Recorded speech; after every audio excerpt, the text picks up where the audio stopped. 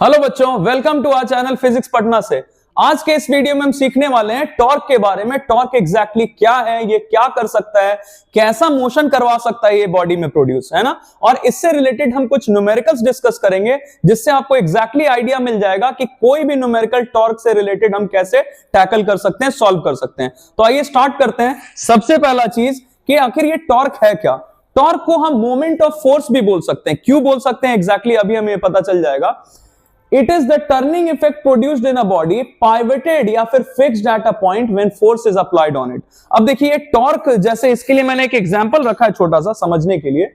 जैसे ये एक हमारा बॉक्स ही है, लेकिन इसको हम एज अ डोर कंसिडर कर सकते हैं। डोर में हमने देखा होगा कि डोर यहाँ पे फिक्स्ड रहता है जिसको हम हिंज बोलते हैं। तो इसी हिंज के अबाउट ये खुलता है या बंद होता है जिसको हम एक्सिस ऑफ रोटेशन बोलते हैं, ना। तो अब देखिए, अगर मैं इस डोर का हैंडल यहां पे जो रहता है, हैंडल पकड़ के फोर्स लगाऊं तो ये खुलेगा या फिर बंद होगा। तो बेसिकली ये डोर जो है ये कैसा मोशन कर रहा है, रोटेशनल मोशन।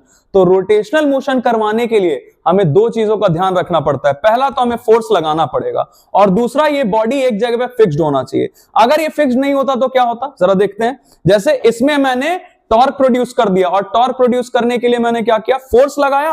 किस बॉडी पे फोर्स लगाया? जो बॉडी एक जगह पे पाइवटेड है, एक जगह पे फिक्स्ड है। यही अगर ये बॉडी इस जगह पे पाइवटेड नहीं रहता, फिक्स्ड नहीं रहता, तो देखिए फिर क्या होता। जैसे ये स्टाइलस लेते हैं हम, मार्कर लेते हैं, पेन, ये अभी फ्री है, it is free to move, ये कहीं पे फिक्स्ड नहीं है। इस पे अगर हम फोर्स लगाएं तो फोर्स जिधर लगाएंगे ये उसी डायरेक्शन में मूव करने लगेगा। मतलब कैसा मोशन करता है, लीनियर मोशन करता है ना।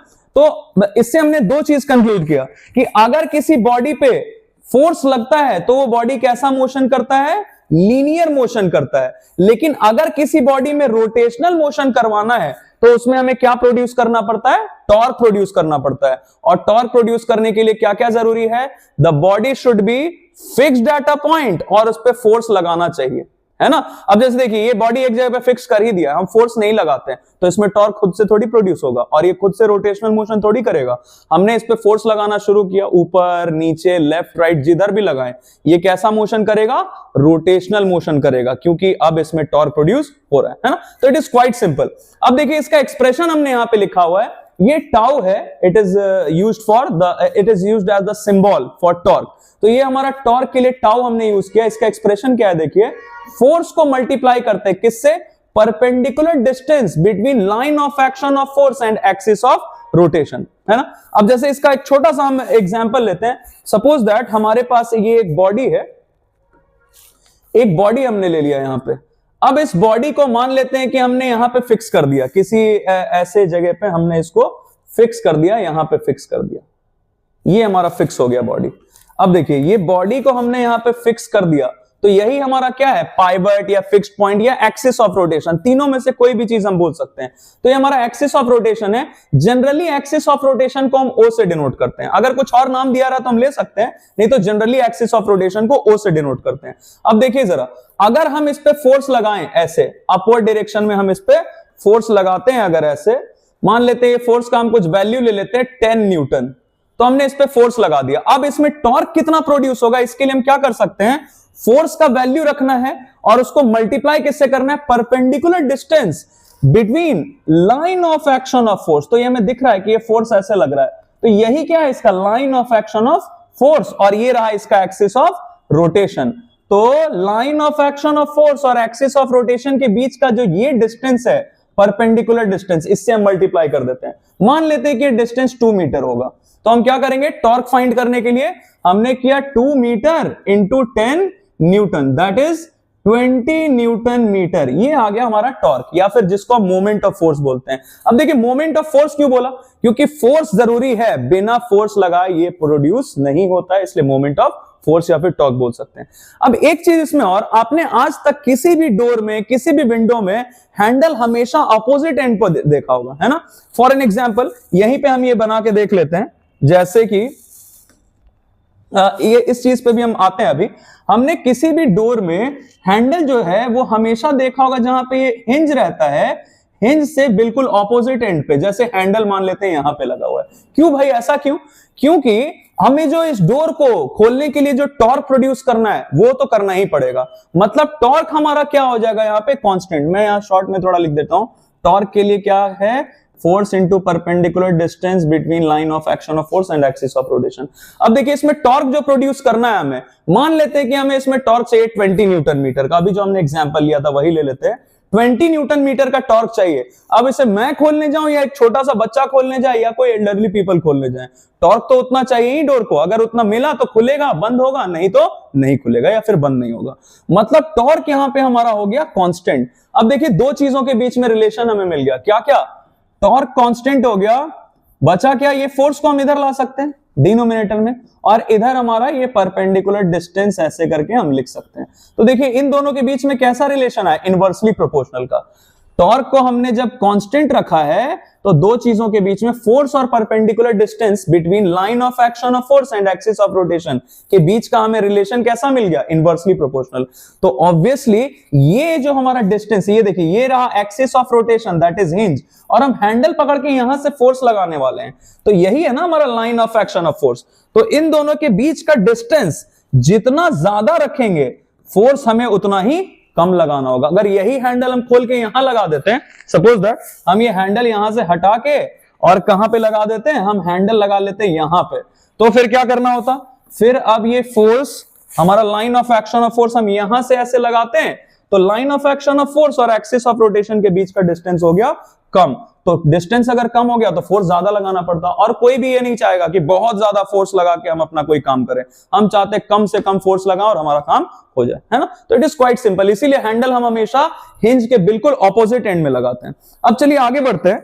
अब ये जो टॉर्क हमने सीखा है, टॉर्क के बारे में, मोमेंट ऑफ फोर्स के बारे में, ये कब पॉजिटिव लेना है और कब नेगेटिव लेना है, ये इट इज प्योर कन्वेंशन, है ना।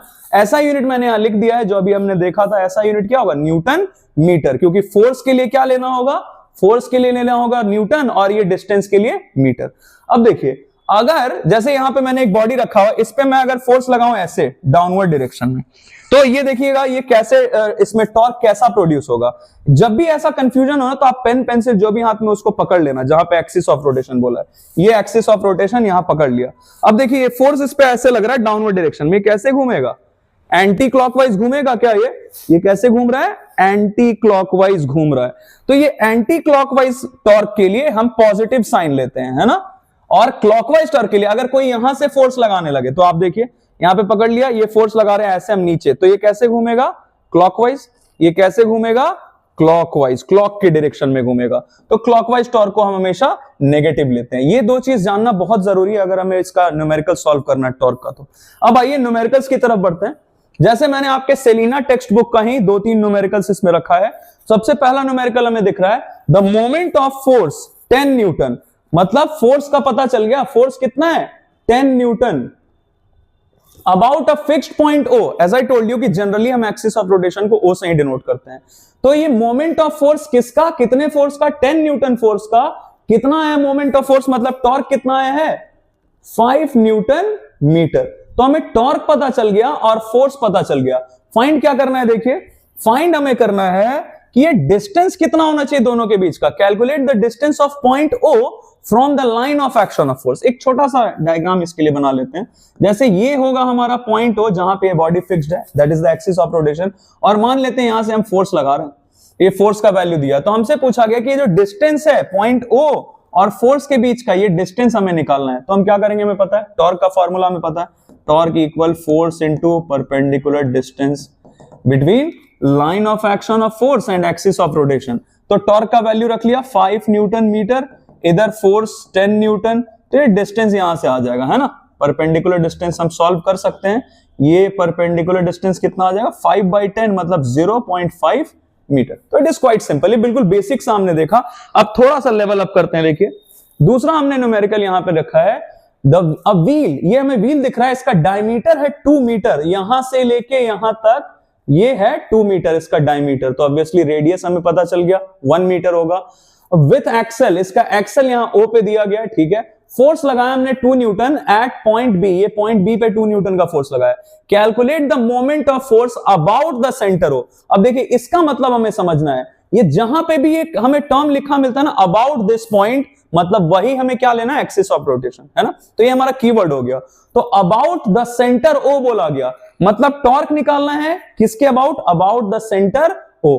तो यही हमारा एक्सिस ऑफ रोटेशन। अब देखिए क्या करेंगे, फोर्स हमें दिख रहा है तो हम यहां फाइंड कर लेते हैं। पहले पार्ट में क्या करना है, टॉर्क अबाउट ओ। तो टॉर्क अबाउट ओ के लिए ओ है हमारा एक्सिस ऑफ रोटेशन, तो हमें फॉर्मूला पता है F into perpendicular distance between line of action of force.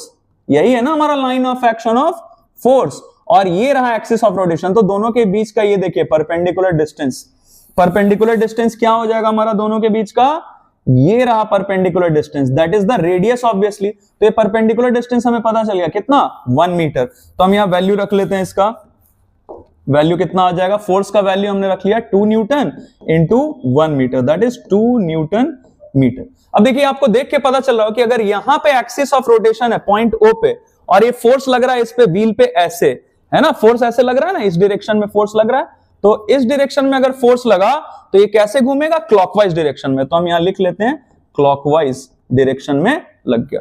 दूसरा चीज, दूसरे पार्ट में क्या फाइंड करना है, देखिए दूसरे पार्ट में फाइंड करना है कि टॉर्क अबाउट, सेकेंड पार्ट में torque about the point A. तो ऑब्वियसली इस बार हमारा पॉइंट ए हमें ले लेना है एक्सिस ऑफ रोटेशन, है ना।